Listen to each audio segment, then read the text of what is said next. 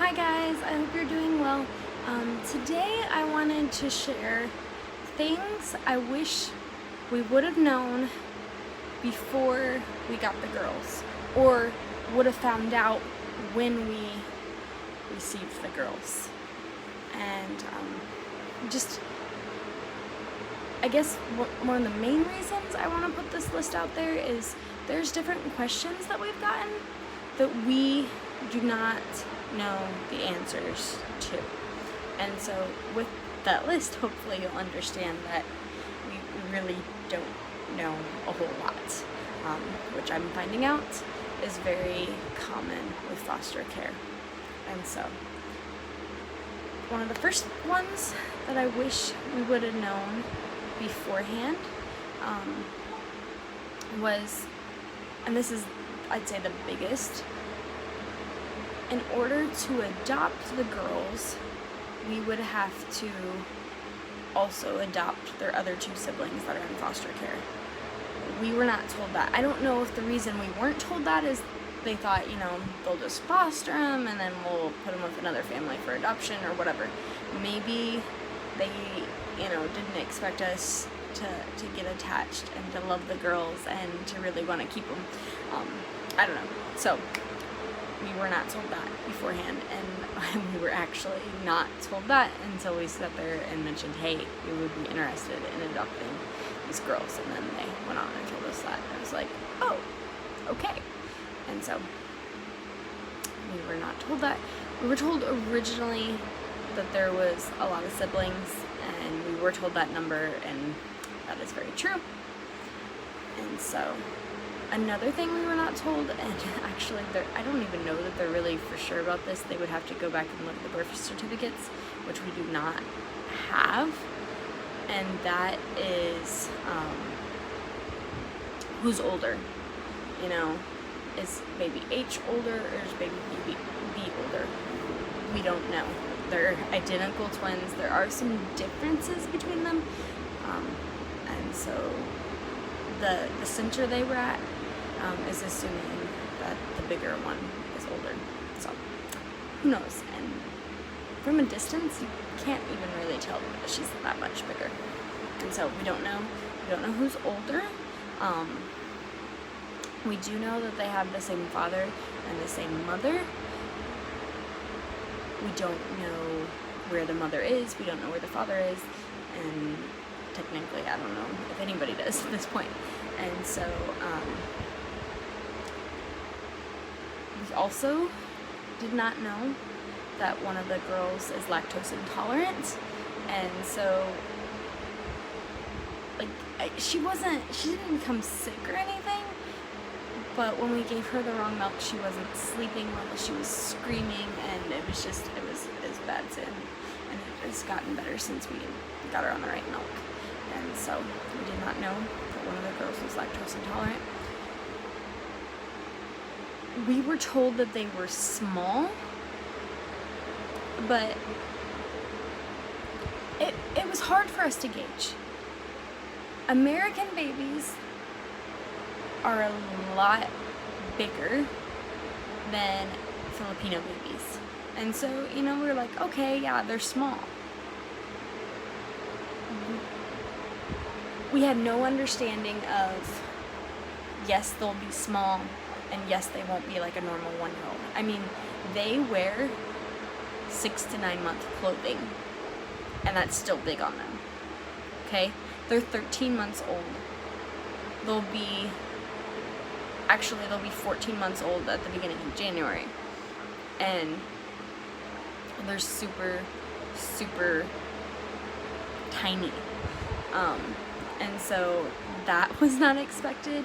And I don't know exactly if those are things that we could have been told as much. We didn't realize it. They were small.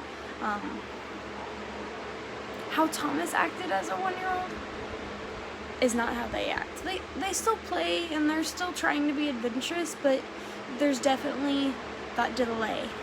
And so I guess I should have read more books. I guess I should have done more research, but it's so hard to be prepared for these situations, and some of it's caused some difficulty in our family.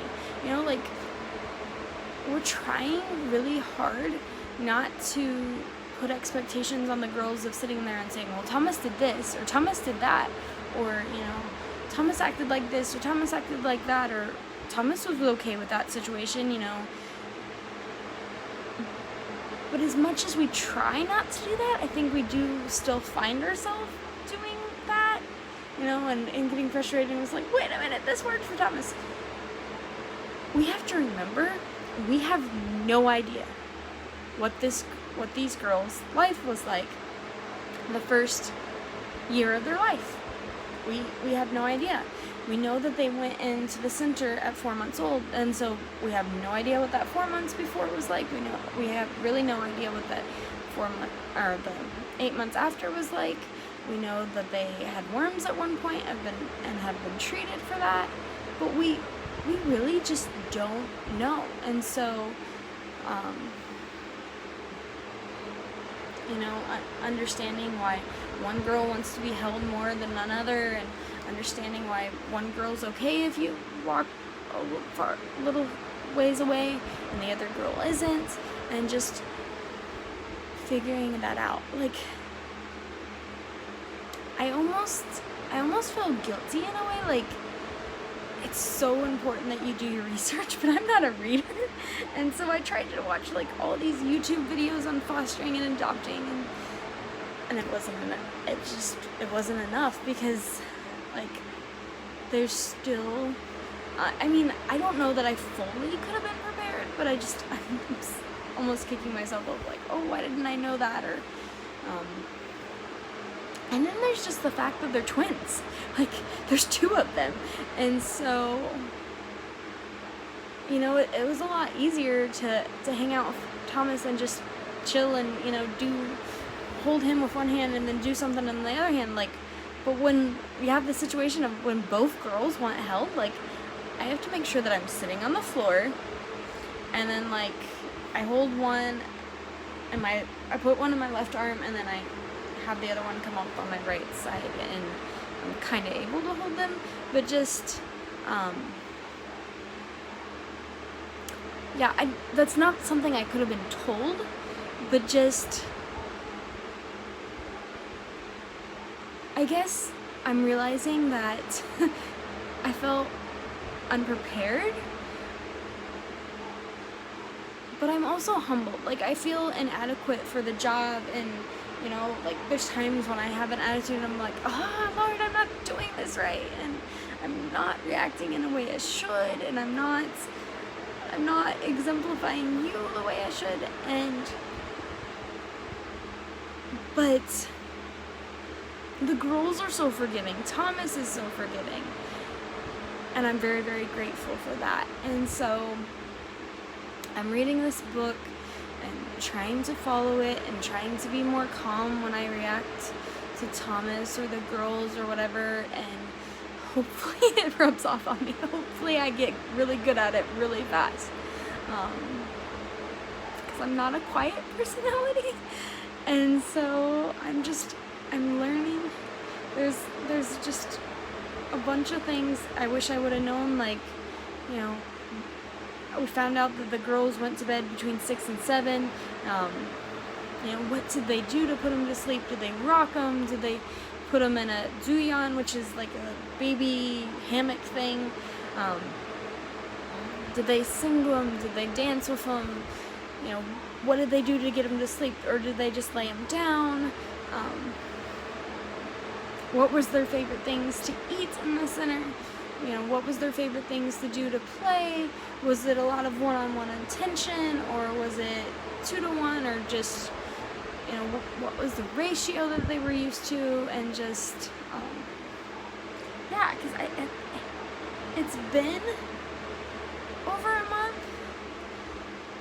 but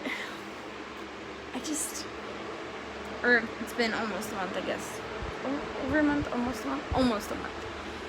There's just so many things. It's like, oh, I wish I could just go back and talk to a person that have the girls and sit there and say, like, I want to make sure that I'm there for the twins and the best person that I can be for them. And I know I'm not going to get it perfect, but I also know that they're coming with a lot of stuff, just a lot of stuff that the rest of us haven't had to deal with. And so I'm trying to be sensitive to that. I'm trying to love to the best of my ability of loving Thomas. And guys, Thomas, I want to end with this. Thomas was so sweet today. He was trying to, he was sitting on the floor and he was trying to bring one of the girls to his lap and just, cuddle them and play with them. And he did that to both the girls. And then one time the girls were in the high chair and he was going around and he was going boop to their nose and boop. And it was just so cute. He was interacting with them and dancing and singing. And so yeah, the adjustment with him and the girls is taking time, but it is so sweet to see how much he loves them. And I guess it's a great reminder that if I'm doing everything else wrong, at least I'm doing one thing right. It's just like, yay, I have one thing accomplished for today, or yay, I got the dishes done, or whatever. But anyways, so I do believe, and I'm so thankful that God does show us mercy and grace every day, even though we do not deserve it, and we're getting through it day by day. And so there you go. There's some things that I wish we would have known that we do know now, or we still don't know, and being okay with the unknowns, and being okay with, I'm gonna make mistakes, but I'm just gonna try to love them to the best of my ability. So that's it for today. God bless. Have a great day. See you next time.